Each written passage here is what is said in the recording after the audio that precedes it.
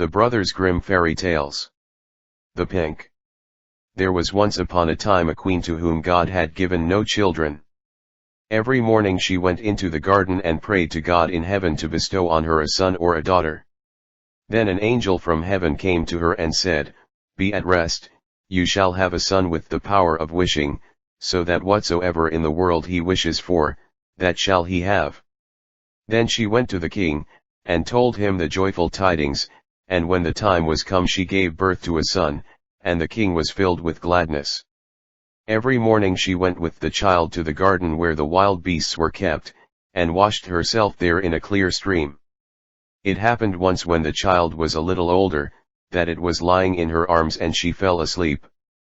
Then came the old cook, who knew that the child had the power of wishing, and stole it away, and he took a hen, and cut it in pieces, and dropped some of its blood on the queen's apron and on her dress. Then he carried the child away to a secret place, where a nurse was obliged to suckle it, and he ran to the king and accused the queen of having allowed her child to be taken from her by the wild beasts. When the king saw the blood on her apron, he believed this, fell into such a passion that he ordered a high tower to be built, in which neither sun nor moon could be seen, and had his wife put into it, and walled up. Here she was to stay for 7 years without meat or drink, and die of hunger. But God sent 2 angels from heaven in the shape of white doves, which flew to her twice a day, and carried her food until the 7 years were over. The cook, however, thought to himself, "If the child has the power of wishing, and I am here, he might very easily get me into trouble." So he left the palace and went to the boy, who was already big enough to speak, and said to him, "Wish for a beautiful palace for yourself with a garden, and all else that pertains to it."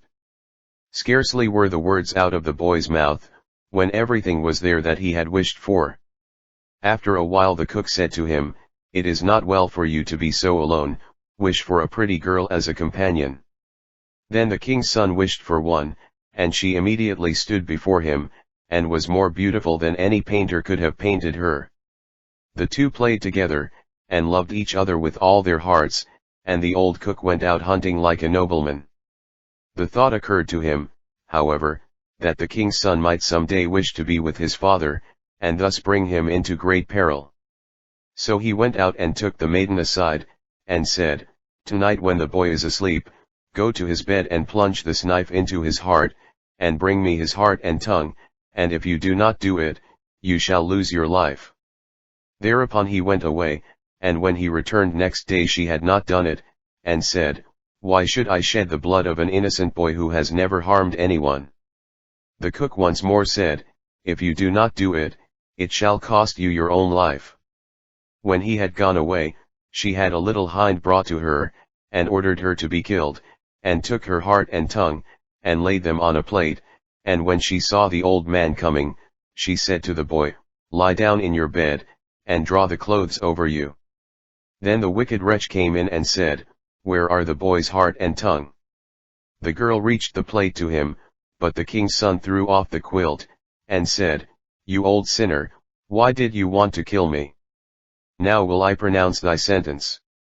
You shall become a black poodle and have a gold collar round your neck, and shall eat burning coals, till the flames burst forth from your throat."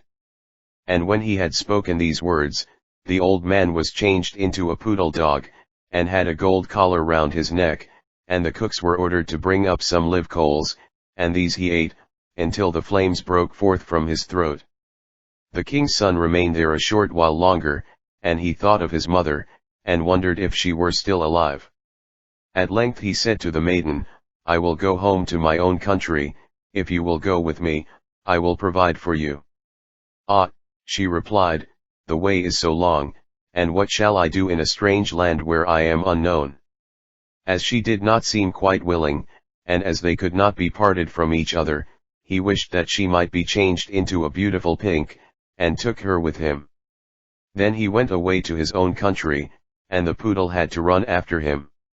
He went to the tower in which his mother was confined, and as it was so high, he wished for a ladder which would reach up to the very top. Then he mounted up and looked inside, and cried, "Beloved mother, Lady Queen, are you still alive, or are you dead?"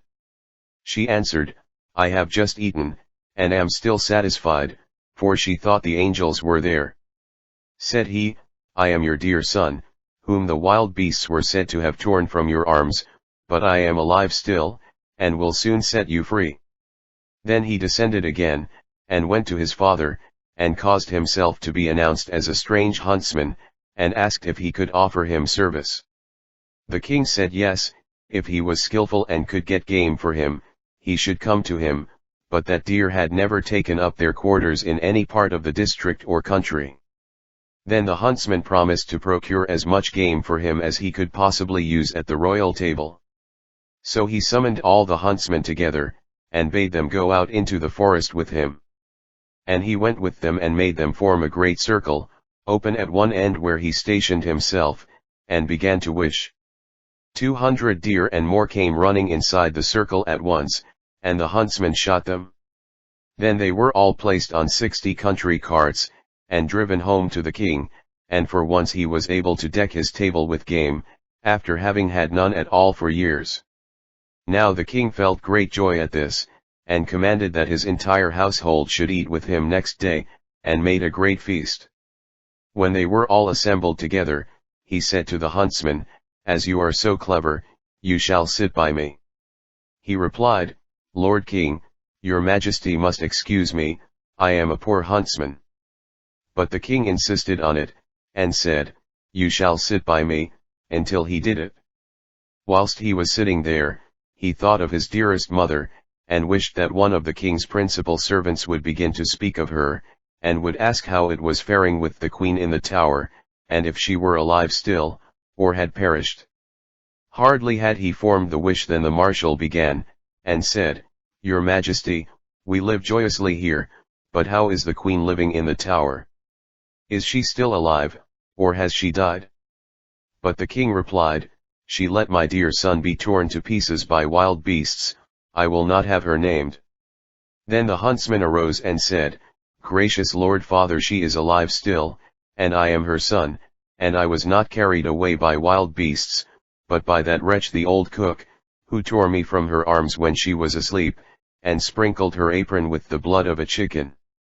Thereupon he took the dog with the golden collar, and said, "That is the wretch," and caused live coals to be brought, and these the dog was compelled to devour before the sight of all, until flames burst forth from its throat. On this the huntsman asked the king if he would like to see the dog in his true shape, and wished him back into the form of the cook, in which he stood immediately, with his white apron, and his knife by his side. When the king saw him he fell into a passion, and ordered him to be cast into the deepest dungeon. Then the huntsman spoke further and said, "Father, will you see the maiden who brought me up so tenderly and who was afterwards to murder me, but did not do it, though her own life depended on it?" The king replied, "Yes, I would like to see her." The son said, "Most gracious father, I will show her to you in the form of a beautiful flower," and he thrust his hand into his pocket and brought forth the pink, and placed it on the royal table, and it was so beautiful that the king had never seen one to equal it. Then the son said, "Now will I show her to you in her own form," and wished that she might become a maiden, and she stood there looking so beautiful that no painter could have made her look more so. And the king sent 2 waiting maids and 2 attendants into the tower, to fetch the queen and bring her to the royal table. But when she was led in she ate nothing, and said, "The gracious and merciful God who has supported me in the tower, will soon set me free." She lived 3 days more, and then died happily, and when she was buried, the 2 white doves which had brought her food to the tower, and were angels of heaven, followed her body and seated themselves on her grave. The aged king ordered the cook to be torn in 4 pieces, but grief consumed the king's own heart, and he soon died. His son married the beautiful maiden whom he had brought with him as a flower in his pocket, and whether they are still alive or not, is known to God.